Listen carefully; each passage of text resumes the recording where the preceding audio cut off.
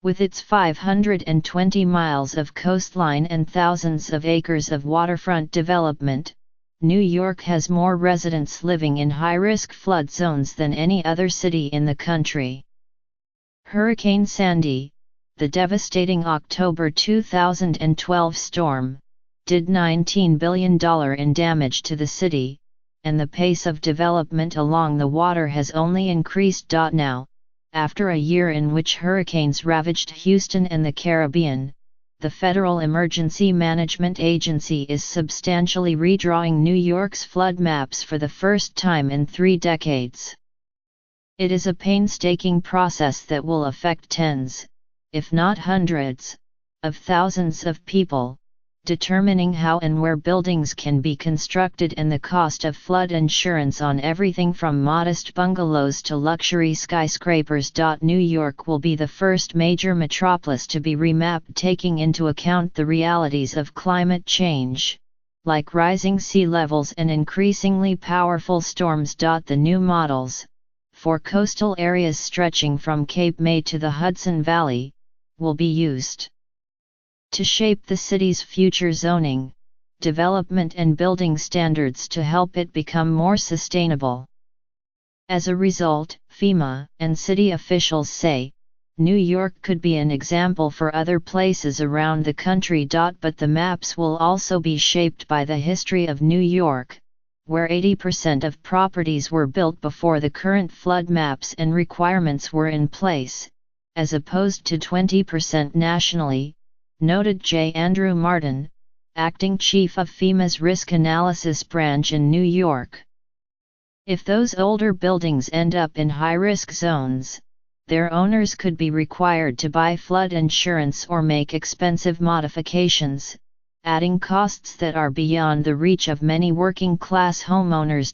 The collision of science with political and economic realities means that the battle over how many more people will fall in the flood zones will be fought house by house, block by block, with millions of dollars at stake. It's a game of inches, said Elizabeth Malone, program manager of Resiliency and Insurance at Neighborhood Housing Services Brooklyn, a community group that counsels residents in flood-prone areas. In New York, where more than 50,000 people are homeless, and where the mayor has pledged to create or preserve 200,000 units of affordable housing by the end of 2022, the FEMA maps could add further financial strain. The city has already pushed back against FEMA. The agency proposed preliminary maps in 2013, soon after Hurricane Sandy, that would have doubled both the area of flood zones and the number of people inside them. The city, in an unusual move, successfully challenged the scientific assumptions underlying the new maps. In the coming weeks, formal discussions on the maps between New York City and the agency will likely begin. There is no time to waste, said Mr. Martin, who has been on assignment in Puerto Rico in the wake of Hurricane Maria. Sandy may not happen again like it did, he said, but there will be something very similar, and it's not that far off. But the process will not be fast, and homeowners should be prepared to be in limbo for years, said Daniel A. Zarilli, the city's chief resilience officer and senior director for climate policy and programs. That may not be ideal, he said, but it is better than it could have been had the city not worked to protect affordability and incorporate climate risks onto the maps. We don't want to jack up insurance rates and cause a foreclosure crisis, and we want a smoother glide path to a better flood insurance program, and more accurate maps. The first time FEMA mapped the city was in 1983. Since then, only minor changes have been made. The agency was working on an update, as requested by the city, when Hurricane Sandy hit. A month later, Mayor Michael R. Bloomberg underscored the urgency of that task in a speech at a downtown hotel by displaying a map with the current flood zone, followed by a second with the areas actually flooded by the hurricane. The audience gasped at how far the flooding had exceeded the mapped zone. In the highest risk zones on a flood map, waves can go higher than 3 feet. In the next zone, an area has a 1% chance of flooding in any year, in what is called a 100-year flood. In a moderate risk zone, an area has a 0.2% chance of flooding in any year, in what is called a 500-year flood. Put another way, houses in a high-risk zone have a 1 in 4 chance of being flooded over the course of a 30-year mortgage, compared with a 10% risk of having a fire. Federal law requires anyone with a mortgage in the highest risk areas to get flood insurance. But being on the map is not a particularly reliable predictor that a home might get flooded. About 80% of people who suffered flood damage from Hurricane Sandy did not have flood insurance. Indeed, the maps have long been viewed as inexact. One recent federal report estimated there was a 40% uncertainty of flood predictions. In 2015, in its highly technical 180-page challenge to FEMA's proposed new maps, the city argued that the federal agency had overstated the base flood elevation, the height of flooding that might be expected in a 100-year flood, by 2 feet in some areas. FEMA also inflated the flood zone area by a third, the city claimed, unnecessarily putting approximately 26,000 buildings and 170,000 residents in higher risk locations and causing an affordability challenge. In March, at the city's request, the Rand Corporation detailed the map's potential impact in Brooklyn, Queens, and Staten Island. The report found that the proposed maps could reduce property values, increase loan defaults, lower tax revenue, and create hardships for current residents. One area that would be most affected is the largely working-class neighborhood of Canarsie, in Brooklyn along the coast of Jamaica Bay. When the original maps are compared with FEMA's 2013 proposal, the difference for the area is stark. Just 26 buildings were in the 1983 FEMA flood zone.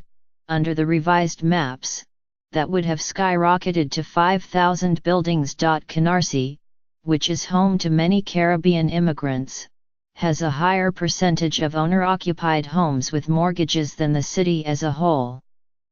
But in a neighborhood that weathered the city's highest foreclosure rate after the subprime mortgage crisis, homeowners, many of whom rent out their basements to help pay the bills, have little to put toward mitigating their flood risk, according to a city report released in May. Even though the final flood maps are years away, city officials and community groups are exhorting residents to take advantage of low-cost or even free programs funded by the state governor's Office of Storm Recovery. By buying flood insurance now, officials say, policyholders would be grandfathered in and subject to only gradual increases once new maps are established. With such coverage, premiums would probably be around $500 a year.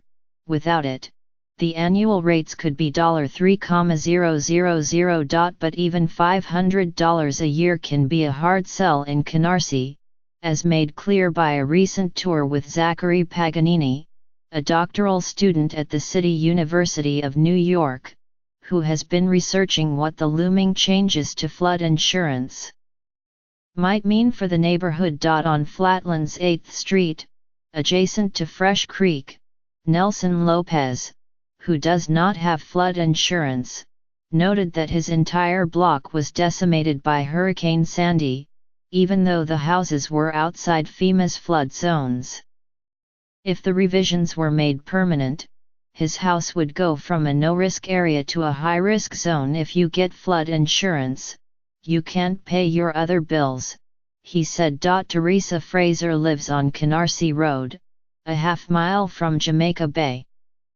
About 2 feet of water rushed into her basement during Hurricane Sandy. After seeking advice from the Center for New York City Neighborhoods, a non-profit group that created a flood mapping tool.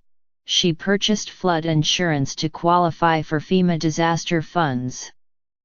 But Ms. Fraser, a daycare teacher, dropped it after a year because she could not afford the $600 annual premium. I definitely don't want to be in a high-risk zone, but I don't want to move, said Ms. Fraser, a Guyanese immigrant who moved into her house 20 years ago.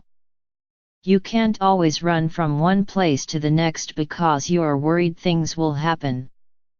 One clue to the possible contours of any future maps may be found in a single column buried in the city's 2015 appeal. The city estimated that if the scientific errors were removed from FEMA's revision, the number of people in the flood zone could increase by 6% to 230,000 over the 1983 maps, and the number of 1 to 4 family buildings could grow by 38% to 36,000.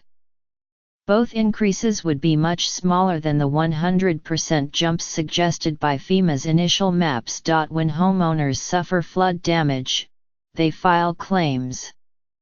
And of the 116 properties in New York City that have filed multiple FEMA claims in the last 20 years, more than a quarter have not been in the flood zone, according to an analysis prepared for the New York Times by the Natural Resources Defense Council. 2 areas have had the most properties with repeat flood claims. One is Broad Channel, in Queens. The other is the 10,465 zip code in the Bronx, in the shadow of the Throgs Neck Bridge, home to Edgewater Park. Edgewater Park is a tight-knit and predominantly white community that feels more like a seaside village than a city neighborhood. But its beauty is also a burden, explained Deborah A. Roth, president of the Edgewater Park Owners Cooperative. In 1992, a nor'easter nearly drowned the neighborhood. Then there was the concussive trifecta of Hurricane Irene, Tropical Storm Lee and Hurricane Sandy from 2011 to 2012, strewing debris far inland and leaving gashes in houses that remain uninhabitable. But now, what really worries Ms. Roth and her neighbors is not the next storm, but the federal government. They're not even afraid of the storms, because with the flood, you can pray, Jesus, please don't let the flood come, said Ms. Roth. They're more afraid of the regulations and the flood insurance because they're getting the bill, and they've got to pay that bill. The various maps that the residents have used to determine the flood boundaries, whether from FEMA, the Department of City Planning or other sources, offer conflicting results about whether a house is in the flood plain, Ms. Roth said. On her own block of bungalows, she said, one homeowner pays $5,000 a year in premiums.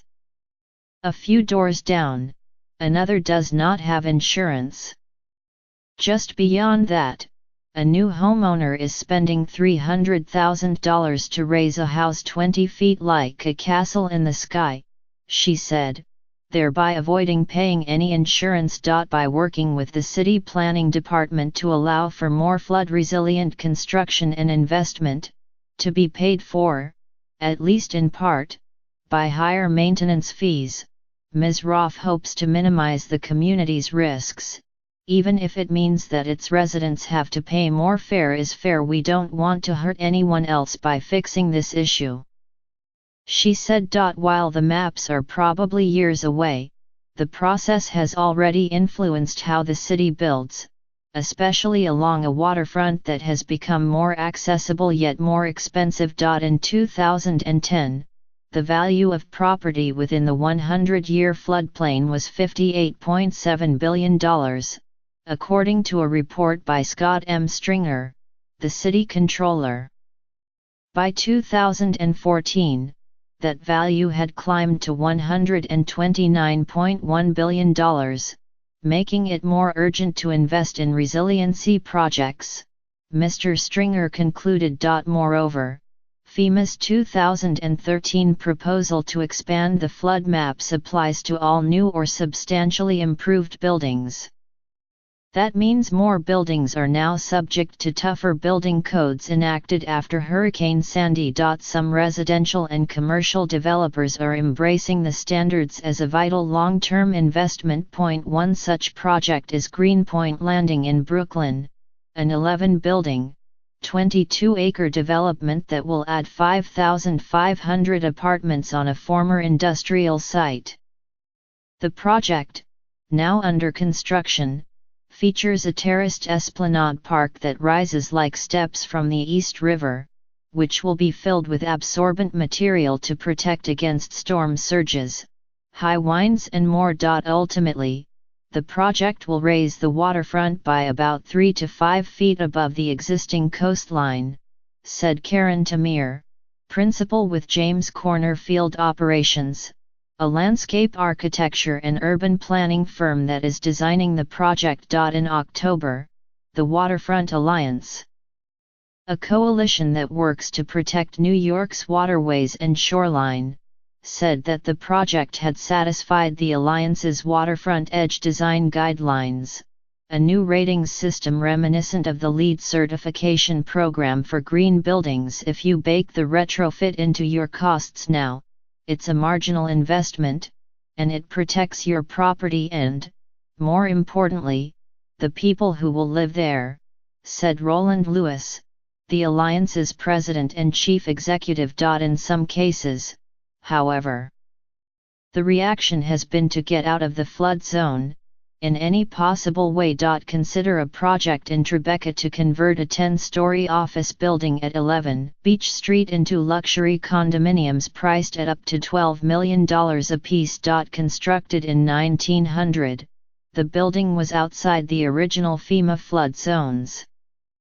But the southeast corner of the building would fall inside the newer zones, thus subjecting the entire building to FEMA regulations, according to documents filed with the city's Department of Buildings in October 2013. At first, the project's developer, HFZ Capital Group, and its architects believed that they would be exempt, in part because the affected piece of the building, on the corner of Beach Street and St. John's Lane, was so small. But city officials said that was not the case. So the architects proposed an ingenious solution: slice 2 feet off the bottom corner of the building. After consulting with FEMA, the city ultimately concluded that the proposal shall absolve the applicant from complying.